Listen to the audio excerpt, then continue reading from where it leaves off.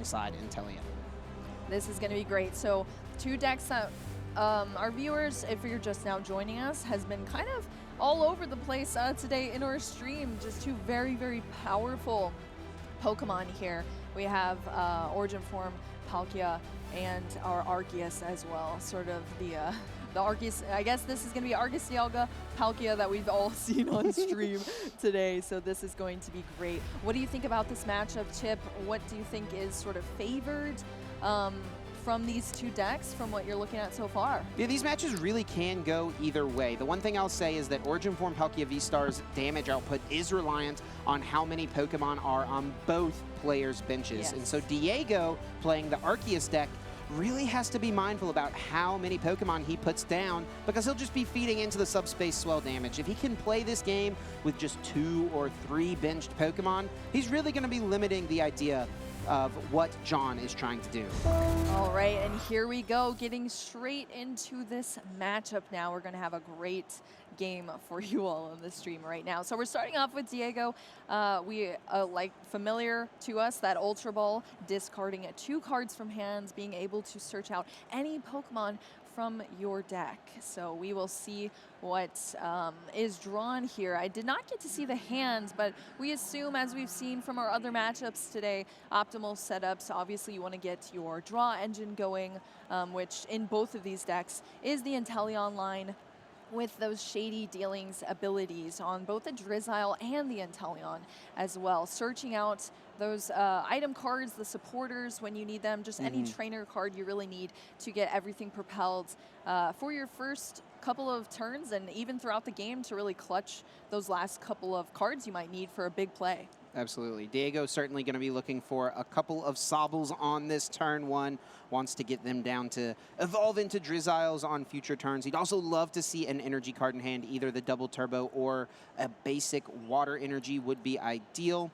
This deck is one that can withstand missing the turn 1 energy attachment thanks to the fact that you play Melanie, so you can discard a Water Energy, accelerate it with the Melanie, and then find Double Turbo to still pull off a turn 2 Trinity Nova, but it's made much easier when you can just get a turn 1 attachment. Oh, and Diego doesn't have it. Oh no, going over to John now. Let's see if this setup is any better for John, and it's already looking quite nice with that Battle VIP pass. That has been a really cool card to see in these Inteleon Engine decks, just because it really lines up these players to start so boldly in these matchups here, getting 2 basic Pokemon out onto their bench, and this is only able to be used turn 1. So actually having this card in hand, usually a lot of decks play quite a few of them just to be able to get that consistent turn 1 Pokemon search out, is really going to help John here in setting up his board state. Your Battle VIP Pass, I think if it didn't have that first little line of text, it would maybe be one of the best cards that has ever been printed in the history of the game, because getting just basic Pokemon in play is so key. But only being able to play it, right, only being able to play it on turn 1 makes it a little bit weaker, but it is still incredibly strong, especially in decks like John's, which can have easy ways to find them through the Arita, which John is actually playing a full 4 copies of. But in this instance, it works out pretty nicely. He just opened up with a copy in his hand, didn't even have to play supporter to get it. Even if you don't play it in, obviously, the turns you can't play it on, it's still really great discard fodder for Ultra Balls, Quick Balls, everything like that. And we did see the Radiant Greninja being brought out as well with that Concealed Cards ability. Yep, uses that, draws a couple more cards, and also has a Melanie to accelerate an energy to the Origin Form Palkia. Yes. And this is a keep calling here, which is going to fill this board up with Sobbles.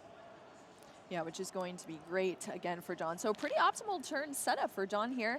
And we are just going to pass back over to Diego once John has finished shuffling this deck. So Diego, we'll see how the response is. Now we are going to really see if there is some recovery here from missing that turn 1 energy attachment, which is so brutal, unfortunately, to happen with this deck. But still, there are many ways you can potentially recover, as you mentioned before, Chip. Yeah, with the power of Shady Dealings and also the V-Star power, Star Birth, one of the strongest abilities ever in the game. Getting you just any 2 cards, it can be extremely easy to pull off attacks out of nowhere. And Diego's getting things started off excellently with a Shady Dealings. Let's see what he grabs. Absolutely, yeah. Kai was talking about the lizard brain power of our players, but we also have the lizard power of Inteleon. So here we go, searching through the deck for a trainer card with that Drizzile Shady Dealings. What do you think Diego's going for here, Chip? What do you think he should be looking for? Well, it's going to really depend what else is in the hand. If Diego doesn't have an out to the Arceus V-Star, I think grabbing either an Ultra Ball or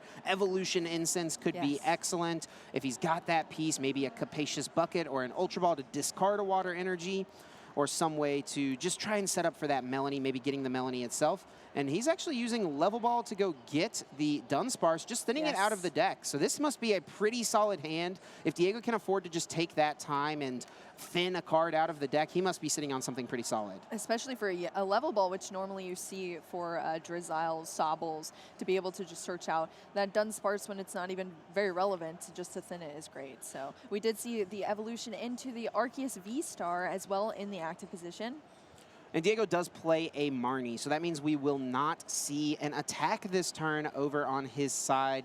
A little bit slower of a start than you would like, but still Marnieing your opponent when I think John was actually sitting on like a 9-card hand or something. Yeah, that's a lot. That's pretty good to just limit that as much as you can. Inteleon decks really hate to see Marnie played over and over and over again. So even though Diego might not get an attack off, oh no, does he not have an energy? I was about to say, unfortunately, we're not seeing any energy right now. No energy. I don't think we've seen a single energy for Diego, which is very, very unfortunate.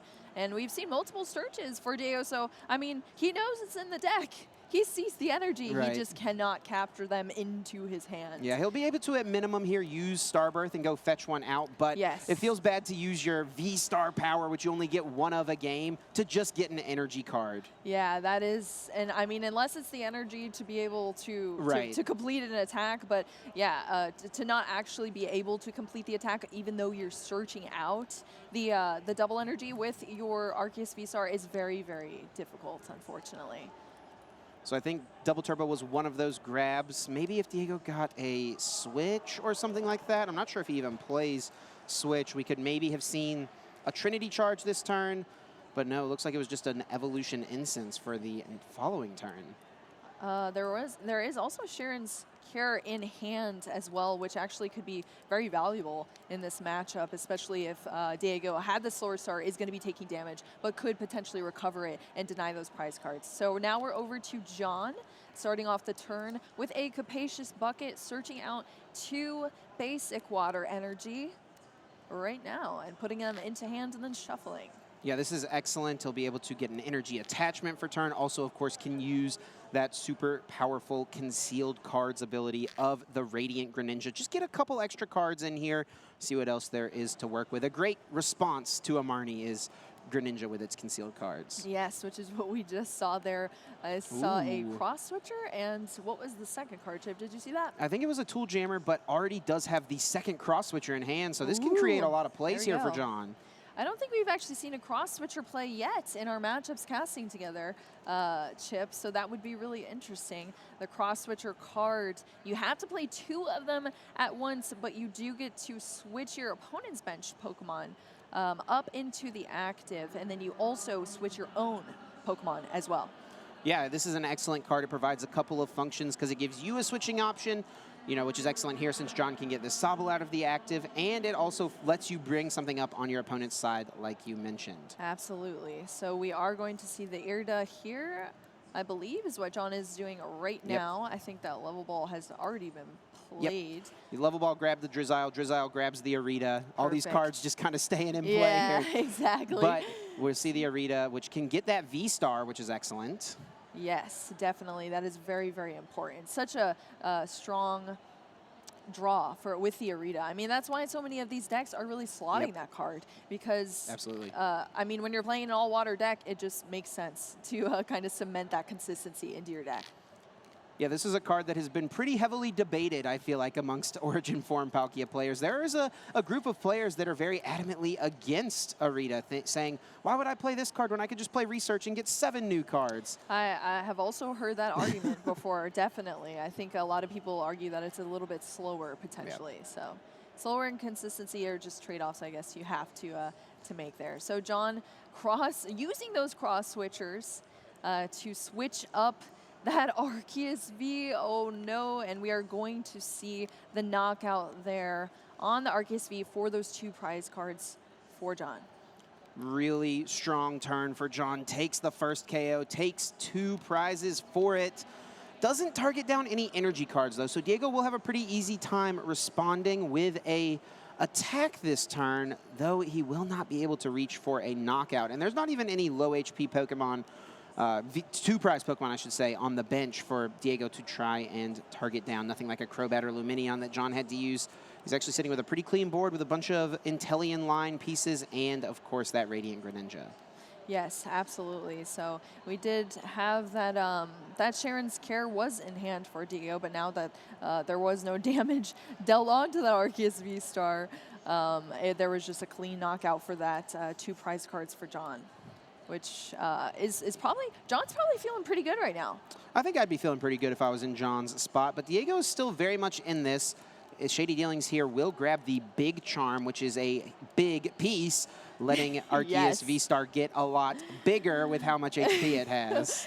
Yes, absolutely, that Big Charm and the level ball as well. So we will see what Diego decides to do with this hand now that those cards have been added to it.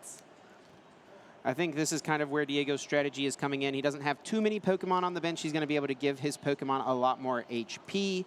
Actually throwing the Big Charm on the bench Arceus, which is interesting. Maybe not thinking that there's a way for John to reach for a knockout on this active with something like the quick shooting and choice belt and all those things.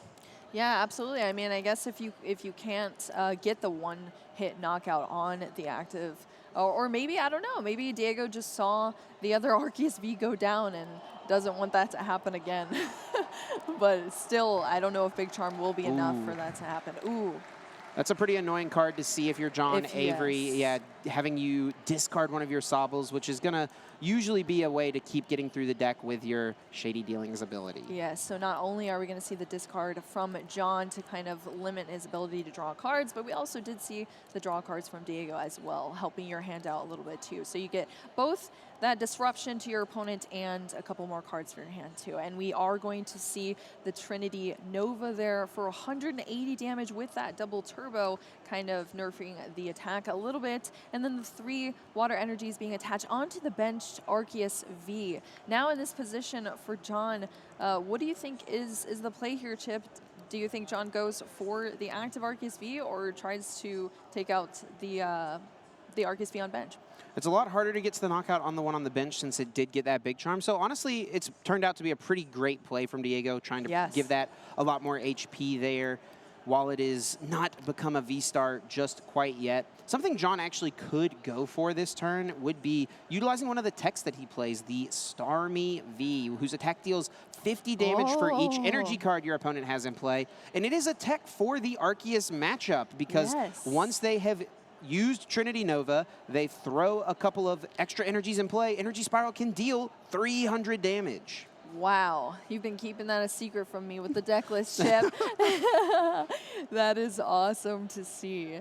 Yes, that's Starmie V. I think we've seen it in a couple of other decks today, It's a pretty popular tech, it feels like. Yeah, I think that was just as contentious as the Arita as well in a lot of these decks. For sure. Too.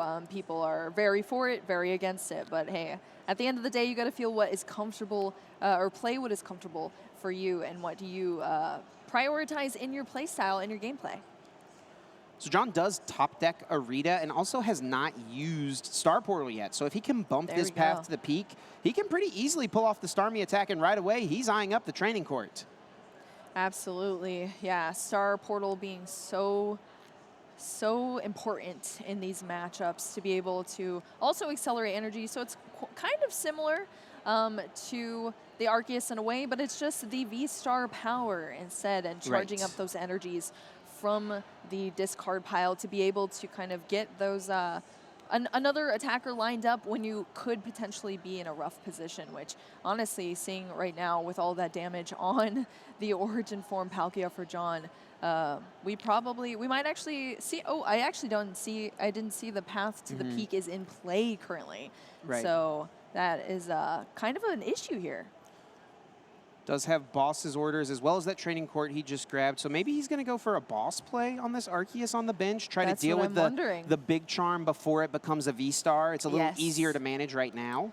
That's really what I was wondering at the start of this turn, because exactly what you just stated, like maybe it is easier to take out as a V with a big charm on it instead of having to wait until it has even more HP. Right. So that is going to be interesting to see for John here. We did see the bump of the stadium though, so the Path to the Peak is now currently out of play in exchange for the training court, which also gets energies from discard piles as well, or discard piles, gets 1 energy from your discard pile and puts it straight back into your hand for both players here. So John's actually grabbing the Origin form Palkia V just to power up a new one on the bench. Maybe not going for a Starmie play this turn. It is something that is pretty easily return KO'd. It does only have 190 hit points, which means it goes down pretty easily to a Trinity Nova. Even though Diego does have the double turbo attached right now, he would just need some modifier like the Intellion or a Choice Belt in order to get there on the KO. So I don't know. We'll see where John goes with this. He's got a couple paths for sure. Yeah, that's what I was thinking as well. Tool Jammer being attached to the active Origin form Palkia there, and then we are going to see the boss's orders for that Arceus V going being promoted into the active off of the boss's orders, and that is going to be quite good for John if he actually can secure this knockout on the Arceus V, even with the big charm. Yep, hitting for 220 right now, and the Tool Jammer was the key grab because now big charm not activated, dealing exactly 220. Took it right away, and exactly 220 for the knock. Wow.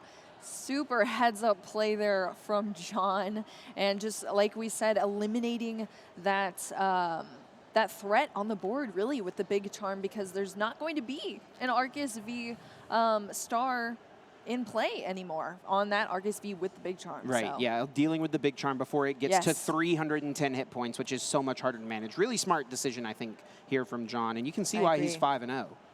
Yes, definitely. And also having that another Origin form Palkia on bench just to be able to line up another play even after this is good. So now we are back to Diego's turn, and we see the evolution into the Inteleon here, going back into the deck with Shady Dealings to search out, again, 2 trainer cards.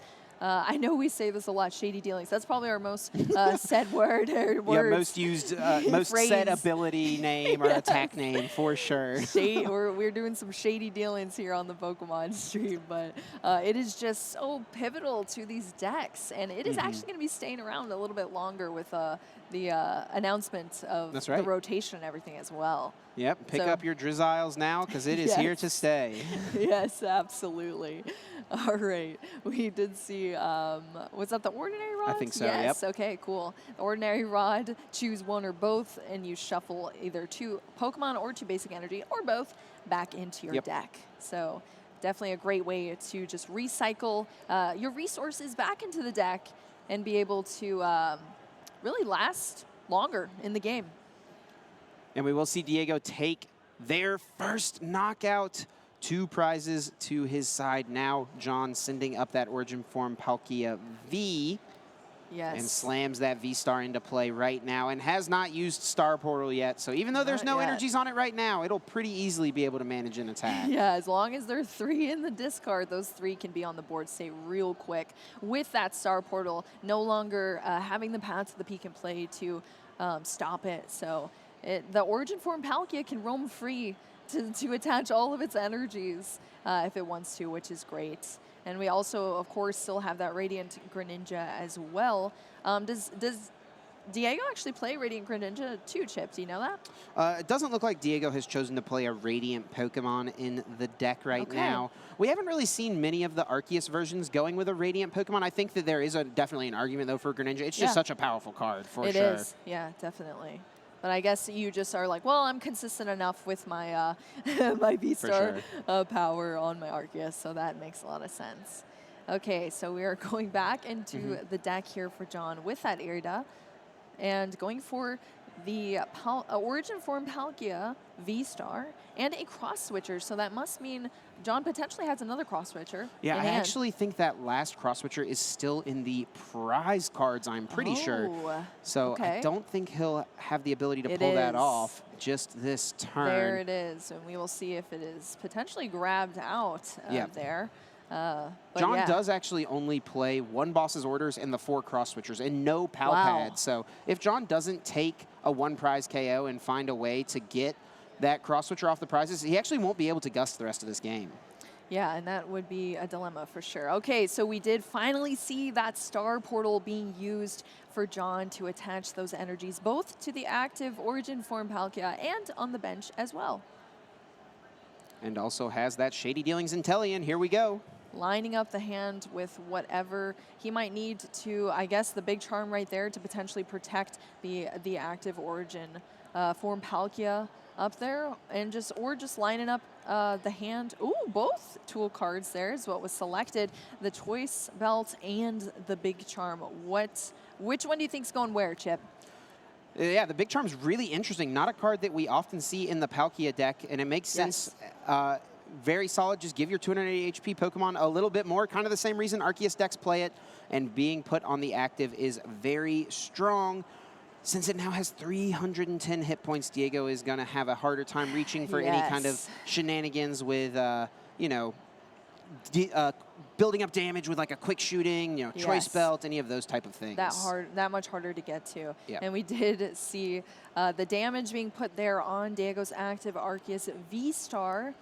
And now we are back to the turn. But as we said before, Diego does have Sharon's Care in deck, which we've seen in a couple of other matchups as well. So there is still the potential to just scoop up the Arceus V-Star and be able to get rid of that damage and deny those prize cards. But unfortunately, I don't think there is another kind of follow-up. Yeah, there's an energy on one of the Intellion on the bench, so we could see an Aqua Bullet. Okay, there you go. Working in an Aqua Bullet attack is actually really strong with this deck if you can manage it. Yes. But I think we see a little bit of Diego's plan there, using Palpad to put Roxanne back. He doesn't have any more Shady Dealings, though, so I'm not sure if he'll be able to find it this turn. Oh, and that would be unfortunate because that would be a great card to play right now. I'm not sure how many cards John has in hands, but I mean, anytime you can Roxanne this late in the game, it's always very, very powerful because you could potentially just deal your opponent into a bricked hand and they might not be able to draw out of it. All right, so we do see the Arceus V hitting the bench now for Diego as well. So just, actually just drawing it out, potentially not hitting the bench, but having it in hand now. Yeah, just thinking about if I want to put this down or not. At minimum, thinning it out of the deck, which is nice. I do see that Sharon's Care in there. We'll see if Aqua Bullet could be the choice for Diego this turn. I think that might be potentially what we are going to see. We do see the scoop up net here. And, yeah, there we go. Sharon's Care scooping all of that damage up off of the board state for Diego. And just straight back into hands. So Sharon's Care, all of the cards attached to the Pokemon as well just go right back into your hand. So optimally, if you have another Arceus V lined up with the energy already attached, even just one energy on it, you could just potentially scoop up the active and then just re-evolve the Arceus V on bench to the V-Star and then just slap down that double turbo and then strike again. But in this instance, we are just seeing the Aqua Bullet from the Intellion here instead, which is still a solid play because then not only are you being able to deny those prize cards and still remain in the game, but you also get an attack off to get that extra damage, especially with the big charm on the Origin form Palkia as well. And Diego chose not to bench a Sobble, which keys me into a little bit of what the plan is. He wants to get a lone Arceus V-Star into the active spot that John is just not going to be able to KO. If Diego can find a scoop up net, pick up that Manaphy maybe, he would literally have no benched Pokemon, and John doesn't have a way to take that knockout. Now Diego, though, without having access to Shady Dealings, is going to need a pretty strong hand here as a way to find the Melanie, and unfortunately Diego says, I can't do it, I'm going to scoop it up, and it looks like John will win game one. There we go. I think that might be a good play for Diego. I mean, going into these matchups, you always want to have as much time as possible to get as many games in as possible. Definitely. So you're not too worried about having to take a tie, especially with both of these players. I mean, a tie wouldn't hurt either of them at all right now. But of course, you always want to secure a 6-0-0 record because that is just next level, especially at such a prestigious competition such as NAIC. Yeah, either player would be fine, I think. You know, it's not the end of the world if you get a tie, but they definitely both want the win. Getting to 6-0 here means you only need one more match point, meaning a win or a tie, and any of the remaining 3 rounds gets you into day 2, which is pretty likely to happen, especially if you started so well. It's pretty unlikely to miss whenever your deck is running that well. Yeah, and obviously to be able to take a win on the stream as well is probably a goal for so many of our players playing out there today in the fields. So that is definitely on the minds too.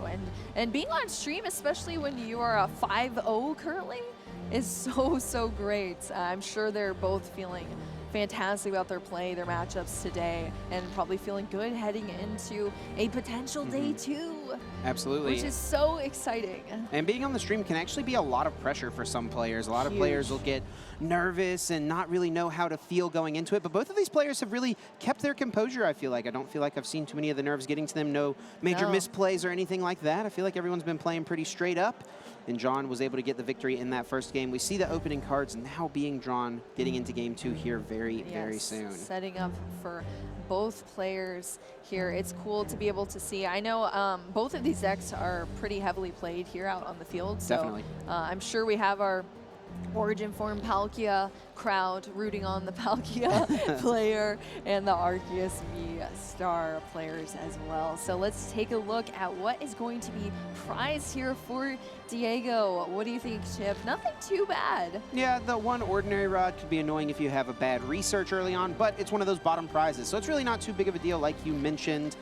You know, capture energy, prizing and energy cards, never like the best thing ever, but you play so many of them, you definitely expect to prize them at some point. Nothing too detrimental. In our last matchup, we saw Calvin Connor prize 2 Drizzile, which is definitely not what you want to see playing an Inteleon engine. So at least we're not seeing anything too detrimental like that for the prize cards. And let's check out John's prize cards here as well. Prizing that cross switcher again, and it does remain at the top of the prizes. Not again. It didn't end up mattering too much. John did get the win in game 1, but it is certainly annoying since there is only going to be 2 options to Gust as opposed to the normal 3 that John would have if he had access to all of the cards available that he plays. Absolutely, and we are getting into this game. Diego's starting us off here. 2 Arceus V in play, much better of a setup than last time for Diego. And then I think we've kind of switched spots here because I'm pretty sure Diego started with a Manaphy last time, and now John is starting with that inactive. So here we go. But yes, that capture energy, being able to take out another Pokemon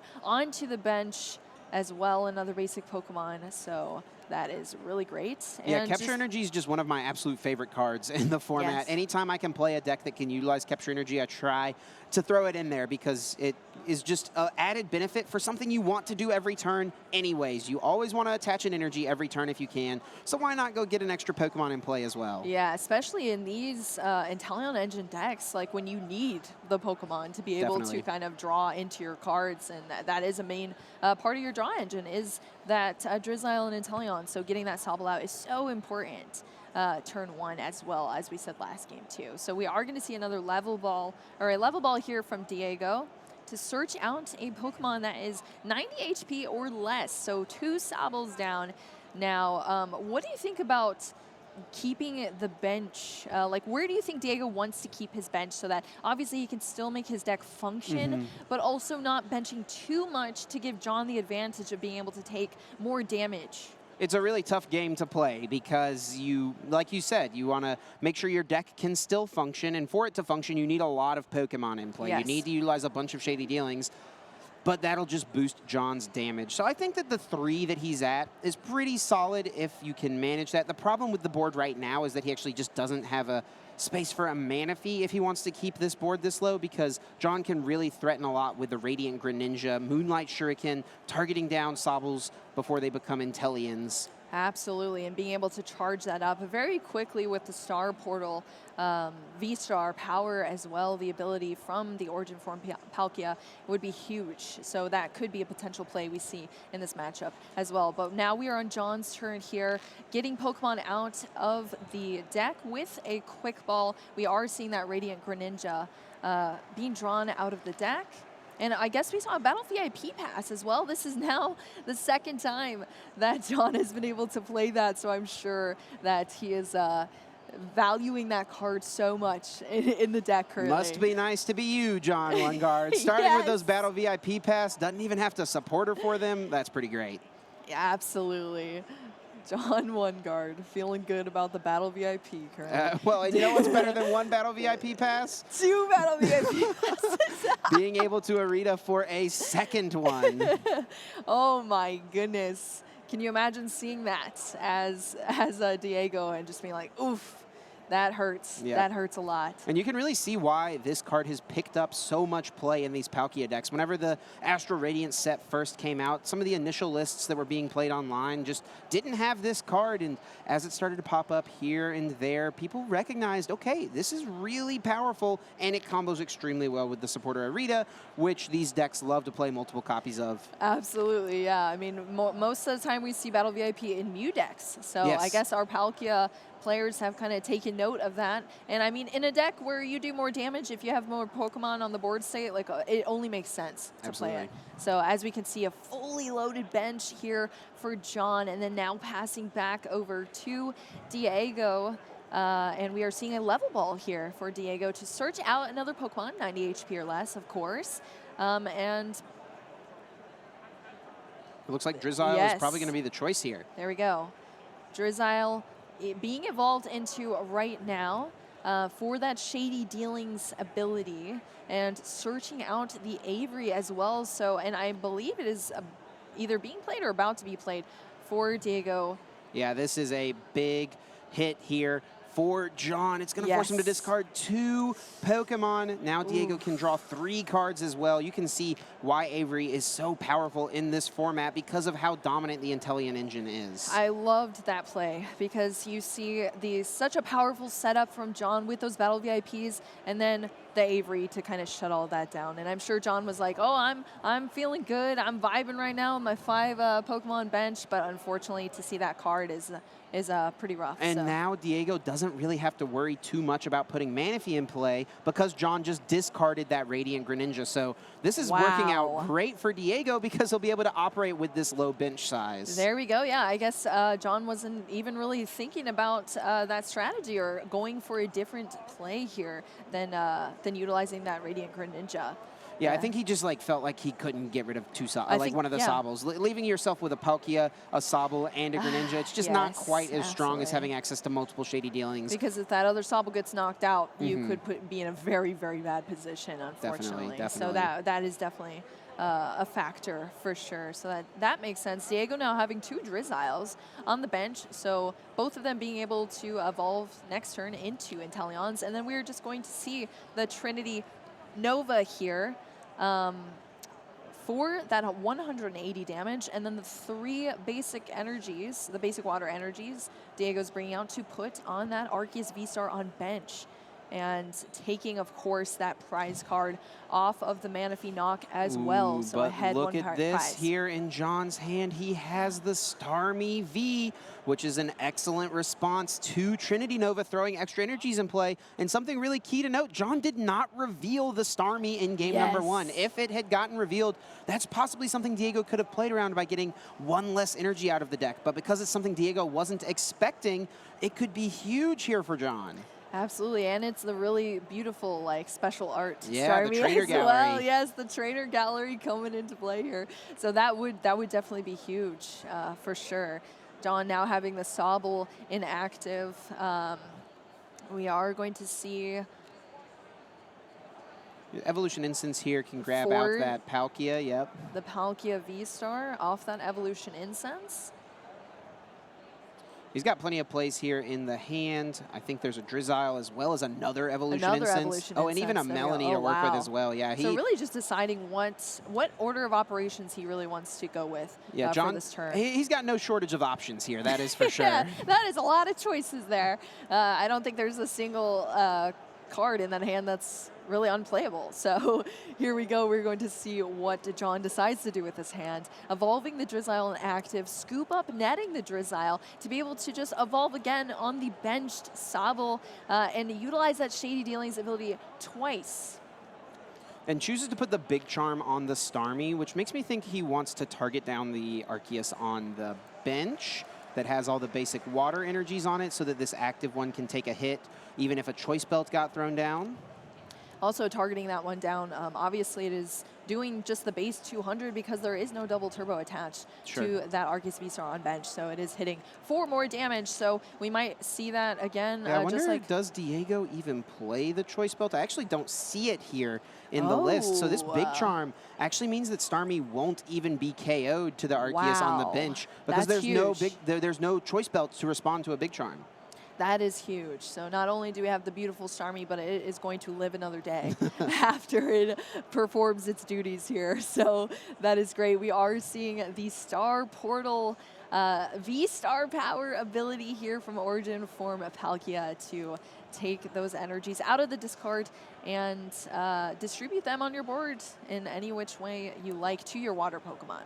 Yeah, John actually only got 1 energy with that, but it is just enough. What he needed. Energy Spiral, dealing 300 damage, taking the knockout on Arceus V-Star. And how does Diego respond here? I feel like he's going to have to find quick shooting. And oh, no, there is the Choice Belt there. He just drew it for turn. Oh, no. He does have it, actually. All right, the Arceus V-Star here. Oh, it was hiding in this list. It's here. That, you know. Hey, we were just throwing you off stream, all right? Building up a little bit more suspense. Yeah, absolutely. Oh, there actually is a choice spell. There we go. So that is pretty awesome. So even with the Arceus V-Star having those 3 basic energies and not having the nerf of the damage, and then being able to have the choice belt, even with the big charm on the Starmie, being able to get that knock. It's very important. Very important. Yeah, and I wonder if John is not expecting the choice belt here because Justin Kulas's top 8 list from Milwaukee last weekend, he didn't play choice belt. So if John's been testing against that list a lot, he might be assuming that there's no way the Starmie goes down, but little does he know Diego has the belt already in hand. Yeah, you could be feeling very safe with the big charm on top of the Starmie. But here we go, Diego taking out another Avery. And if we see that being played, that is going to be rough again for John as well. Just having to make those really tough decisions on, okay, what do I take off my bench that is not going to debilitate my upcoming turns is so huge. So that was off of these Shady Dealings in Inteleon, the stage 2 there. And then we are going to see another Arceus V come down onto the bench here for Diego as well. Just making sure that, okay, I need to have another attacker here lined up and be able to kind of recover from whatever happens next turn too. Although I think Diego's probably feeling like he's in a very good position here so far, especially utilizing that Avery as we just saw and drawing those extra cards into hand as well. Oh, and we're going to see, I think that was the path to the peak come out. And there's that belt. There is that belt, little surprise action. And here we go, the knockout on the Starmie V, potentially a surprise for John. As you can see, Diego waited till the last moment to play that choice belt down as well. Oftentimes, if you kind of give your opponent a little surprise factor when they're like, oh, I'm good, I'm chilling, I have a big charm, and then, uh-oh, choice belt comes out, you're knocked out, go. You know, that can often like stun your opponent, and they have to respond under even more pressure than before. And John has to go with Melanie to start with and is actually just accelerating to the benched Origin form Palkia, meaning we're going to have to see a cross-switcher play if John wants to attack this turn. And I see 0 copies of cross-switcher in this hand. Oh, no.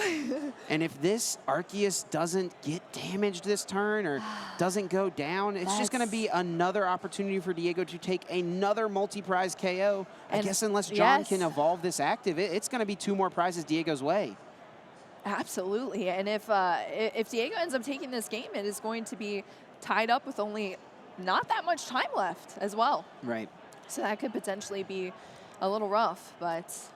So John does have the Inteleon. This can grab a couple of cross switchers, which is not too bad. Was one still in the prize cards, though, that we saw? Oh, that's right. Yeah, one is still in the prizes. I don't know if... Yeah, well, John's actually just scooping it up, it looks like. Yeah, saying, okay, I have 12 minutes here on the clock. And I don't think I'm going to be able to secure this. So let's go into a game 3. Yeah, and I think that's a great time to choose to concede by John. Once he realizes, hey, I can't win this one, let's try to get a win. 12 minutes isn't that much time, but it's certainly possible he could close this game out. Yes, yes. Oh, nice. Okay, so both of our players here, 5-0-0 are their records, and we are going to be going into a game 3. Game 3. That is going to be awesome. Trying to fight to get to that 6th win here. Both of these players really wanting those 3 match points if they can get them. 11.5-ish minutes remaining on the clock. Fighting for their life here on this live stream currently. And as Chip was saying before, it can be a lot of pressure to play Absolutely. under the lights with the white noise in your ears. I personally don't think I would be wanting to play on stream with my deck. I think that would be very, very nerve-wracking, and that can be due to your detriment sometimes if you're not prepared for it. But some people are completely the opposite. Some people thrive on stream. Under the pressure is when they perform their best as well. So that's really cool to see for a lot of these players too. Just succeed on stream, and especially when you get those reactions. It's a little bit harder with a face mask, but seeing how excited players get, Absolutely. how much time they put into earning these wins, it's always really, really cool to see. Yeah, the time that they put in gets rewarded. Who knows how long these guys have been testing with their decks. But they've obviously prepared leading up to this event, and it's gotten them to a great point so far. Sitting at 5-0 at international championships is not easy to do. The field in both of these pods, the blue pod and the yellow pod, are both incredibly stacked. The best players from around the world coming to this event from Latin America, Oceania, Europe, and of course North America as well. Yes, absolutely. We're seeing a worldwide competition here on the main stage, and that makes it all that much better because you often see so many testing groups having, you know, little like cliques of people, groups that of players that kind of mend well together, and you often see like new strategies being formed in different parts of the world too. Definitely. You know, different brains discuss and come up with different play styles, different strategies, and it's always really cool to see what is being brought to these large competitions, both regionals and now here at NAIC. We're getting into this next game. Yeah, both players about 10 still minutes setting left. Up. Oh, that's going to be cutting it close here, Tip. I mean, but we could potentially see a very fast game depending on how these players are able to set up in the early game. I think John maybe being favored a little bit, having the Battle VIP pass potentially. And also the fact that John is going first here. If he can have a really powerful opening and try to get a turn 2 knockout on a 2-prize Pokemon, similar to what we saw in game number 1. Since John will be going first, if he can just replicate what he did in game 1, he'll be in an excellent spot. Absolutely, and I'm sure Diego still, I mean, both of these decks are extremely powerful, so I think Diego also has the ability, especially if John isn't able to find those cards, no Battle VIP pass potentially, and John going first could potentially have kind of a difficult start, just like our first game with Diego. And if that happens and Diego's able to respond, which is very a strong possibility, especially with a deck that plays Melanie as well, and able to get those energies attached, guaranteed, and potentially take It doesn't look like comps. John has a great hand here, but he's getting bailed there we out. go. Diego's actually, that's the second mulligan actually, so yeah, John's gonna have 2 extra cards to work with, and based on what I saw in that hand, he's gonna need it. It's like Tool Jammer plus a V-Star, a bucket, an energy, but no search cards, no quick ball, no VIP pass. That's exactly what I was just describing, Chip. So we'll see if those mulligans help out. Oh no, you didn't just do that to John, did you? I know, no, I'm sorry, John. But yeah, for those at home, if you're unfamiliar with what a mulligan is, if you draw into your original 7 hands for the start of your turn and you have no basic Pokemon, you have to take a mulligan, which means you have to reshuffle, redraw another 7 cards until you get a basic Pokemon. But unfortunately, your opponent does get to draw an additional card for each mulligan you take. So in this instance, John will be able to draw 2 more cards and hopefully bail him out of that terrible hand that Chip was describing. Yeah, it's not great right now, so I know he's very thankful to see Diego. He's maybe got his finger crossed that Diego doesn't have another basic. Maybe one more card. No, but it does look like Diego here has a couple of choices. I think it's an Arceus and a Sobble as options. John will take 2 mulligans. I don't think those 2 mulligans were much help either. Oh my, all right. Let's check out our prize cards here for Diego now that we have a basic down on the field. Nothing too bad, 1 Arceus V-Star, but nothing terrible at all. And John does top deck the Sobble. Okay, so getting a couple cards deeper into the deck thanks to the mulligans is able to at least get a Sobble down and hopefully find a Drizzile on the next turn. Yeah, and honestly, without those mulligans, if you think about it, if those were his top 2 draws without the mulligans, that may have been detrimental for John. It might have been game, yeah, honestly. that literally might have been game, especially with only 6 minutes left, too. It would be really, really hard to see. So, all right, now we are passed over to Diego, using the quick ball here to discard a card and search for a basic Pokemon out of his deck.